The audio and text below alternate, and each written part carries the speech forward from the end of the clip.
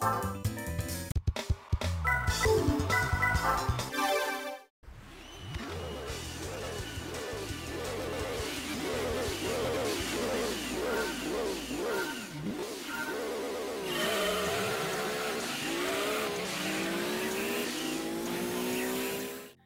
oui, vous l'avez deviné, aujourd'hui, retour en enfance pour la plupart d'entre nous, car nous allons parler d'une Suzuki bestiale avec laquelle on a pratiquement tous grandi. Alors avant tout, restons polis, bonjour à toutes et à tous, j'espère que vous allez bien. Aujourd'hui, je vais vous raconter l'histoire d'une voiture qui est autant mythique dans le monde réel que virtuel, la voiture qui a marqué la jeunesse de beaucoup d'entre nous devant Gran Turismo 2. Aujourd'hui, c'est le 5e épisode de Bagnole de légende, et c'est sur la Suzuki Escudo.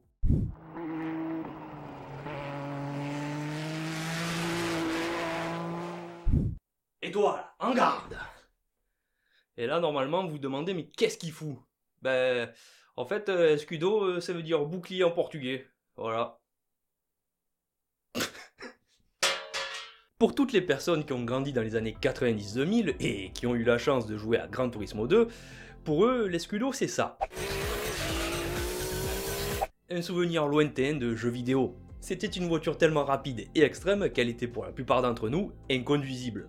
Mais quand tu la maîtrisais un tant soit peu, elle rendait le jeu extrêmement facile. C'était carrément un cheat code à elle toute seule. Une fois que tu arrivais à l'obtenir, tu étais assuré de gagner pratiquement toutes les courses. En plus, son aspect disgracieux taille à la hache, le tout teinté d'une peinture rouge bien flashy, faisait qu'elle passait pas inaperçue. Aujourd'hui, elle est certainement plus connue grâce à Gran Turismo 2 que grâce à ses victoires réelles. En fait, l'Escudo fait partie de ces voitures de jeux vidéo qui nous ont marqués, qui nous ont influencés, au même titre que la M3 GTR de Need for Speed Most Wanted. Mais maintenant que nous avons grandi, je vais vous embarquer avec moi parce qu'il est temps pour vous de découvrir sa véritable histoire. Alors d'entrée, sachez une chose, l'Escudo est autant monstrueuse dans Gran Turismo que dans le réel. Ouais, ça fait peur. Bon, revenons aux origines. L'histoire commence en 1989, à la fameuse course de côte de Pikes Peak. Vous savez, 156 virages, 19 km, un ravin de la mort. Tout bonnement, l'une des courses automobiles les plus extrêmes, pour la simple et bonne raison qu'à Pikes Peak, on trouve une catégorie appelée illimitée. Ah! Oui, carrément, là-bas ils ont pas le temps, hein. On peut trouver des anciennes groupes B surboostées, des 405 Turbo 16,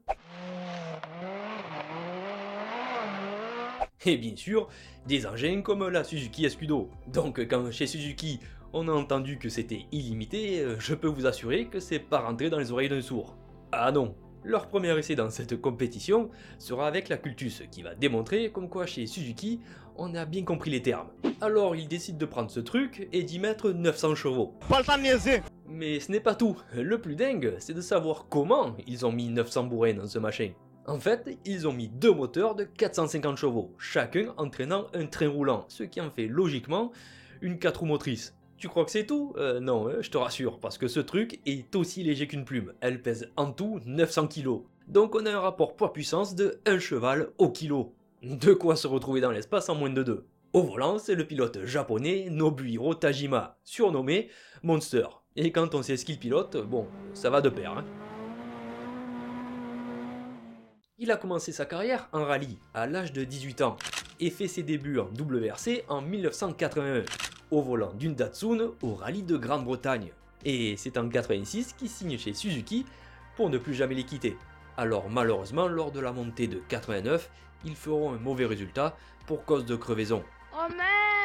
Oui, mais ils ne vont pas abandonner, car chez Suzuki, ils sont déterminés comme jamais. Ils présentent alors une nouvelle version de la Cultus, toujours avec ce système de bimoteur. Mais cette fois, beaucoup plus abouti, puisqu'ils finiront premier en 93 et second en 94. Ne voulant pas rester sur ses acquis, le constructeur japonais révèle enfin l'année suivante la première Escudo. Et pour tout vous dire, elle n'est pas venue pour cueillir les murs. Ni une ni deux, elle avale la côte sans sourciller et se place sur la plus haute marche du podium.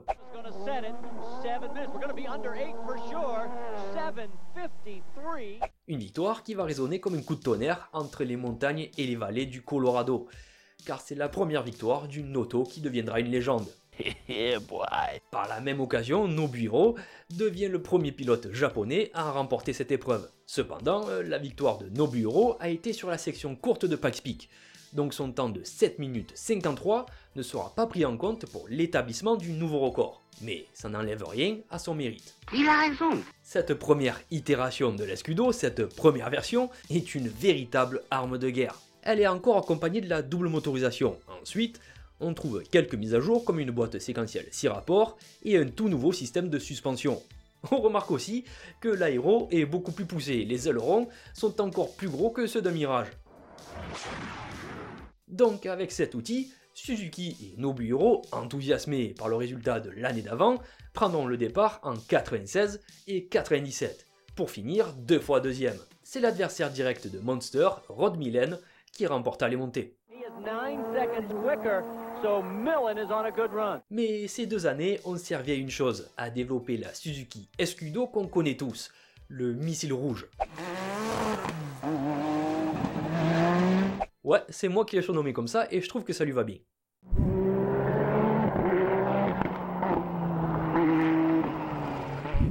Alors là, les Japonais ont mis toutes les chances de leur côté. Absolument tout sur cette voiture est pensé pour gagner. Châssis tubulaire en alu, coque en fibre, nouveau moteur V6 biturbo de 985 chevaux, des ailerons gros comme un canapé pour tenir la puissance, 4 roues motrices et le tout pour un poids de 800 kg. Et j'ai pas fini, parce que ce monstre fait du 0 à 100 en 2 secondes 3. Du catapultage immédiat. On est bien loin de la Suzuki Escudo d'origine, qu'on connaît tous dans nos contrées sous le nom de Grand Vitara. Oui, à un moment donné, cet engin était un Grand Vitara. Bref, Suzuki ont clairement développé une bête, sauf qu'ils finiront encore deuxième. Ouais, je sais, ils voient la voiture comme une fusée, mais ça finit encore à la seconde place du podium. En lot de consolation, l'Escudo fait parler sa puissance 3 années de suite de 98 à 2000 sur les terres de Nouvelle-Zélande à la course de côte de Silverstone, Race to the Sky, et deviendra simultanément une voiture icône de la pop culture avec le jeu vidéo Gran Turismo 2. Il faudra attendre l'année 2001 pour que la japonaise renoue avec la victoire à Pikes Peak. Avec une montée en 11 minutes et 1 seconde.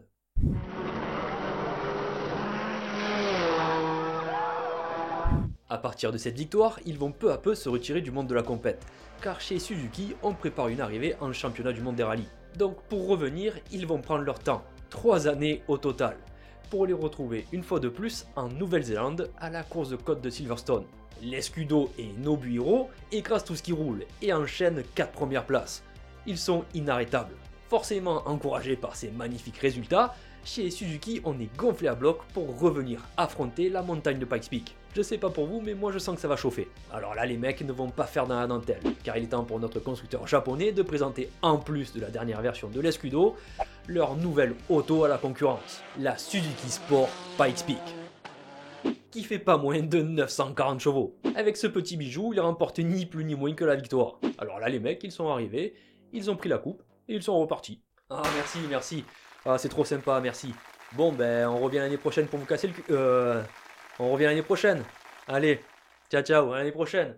Comme on dit, veni vidi vici.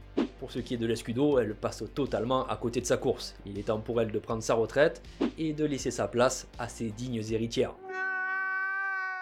Pas le temps de sécher nos larmes parce que chez Suzuki, l'histoire continue. À présent, ça ne leur suffit plus de monter sur la première place du podium.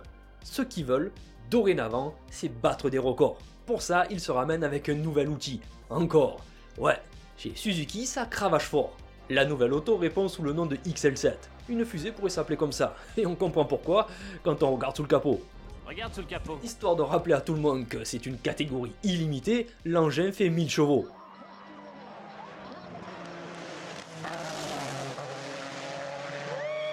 « 1007 exactement, pour un poids de 1190 kg, pilote et plein compris. À la fin de la course, il n'y a pas photo, la voiture remporte l'épreuve avec un temps de 10 minutes et 1 seconde.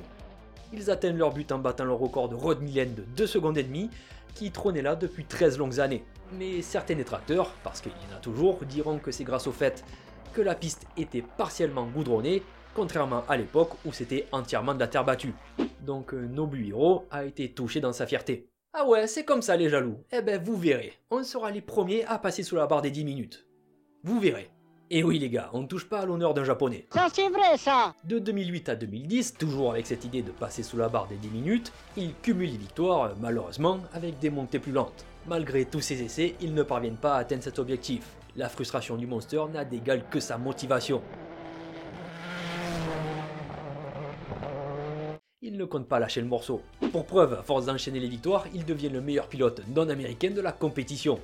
Pour l'édition 2011, la montée du pic est goudronnée à 76%. Et pour l'occasion, Suzuki ont sorti leur nouveau monstre de la cage. Il s'appelle SX4.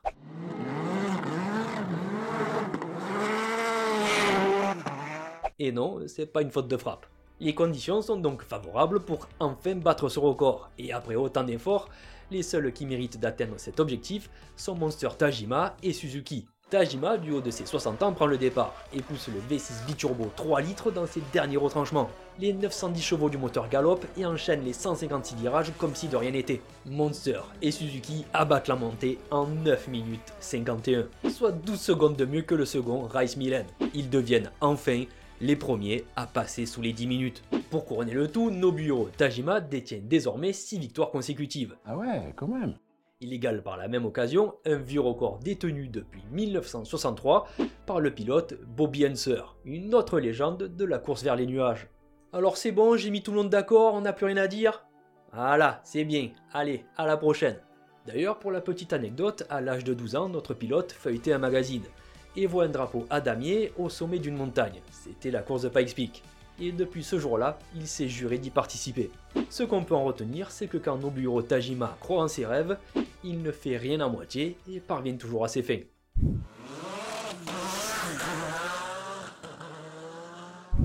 Malheureusement, le succès de Suzuki en compétition internationale automobile s'arrête là. La tentative en WRC fut un échec cuisant et beaucoup qualifieront cette voiture de rallye comme l'une des pires alignées en championnat. Après avoir fait rêver des milliers d'enfants à travers Gran Turismo et des milliers de passionnés à travers leurs exploits à Pikes Peak, ils se retireront définitivement du monde de la compétition automobile internationale. Pour en revenir à notre Escudo, aujourd'hui c'est un emblème. Après avoir dompté les montagnes et les courses de côte les plus folles, elle trône désormais au sommet parmi les bagnoles de légende. Voilà, avant la fin de la vidéo, je voudrais vous souhaiter tout de même une bonne année et une bonne santé, parce que bon, j'ai 2 semaines de retard, et sur ce, écoutez, n'oubliez pas, il y a 2 types de passionnés, ceux qui ont les moyens de l'être, et ceux qui se donnent les moyens de l'être. À la prochaine, ciao ciao.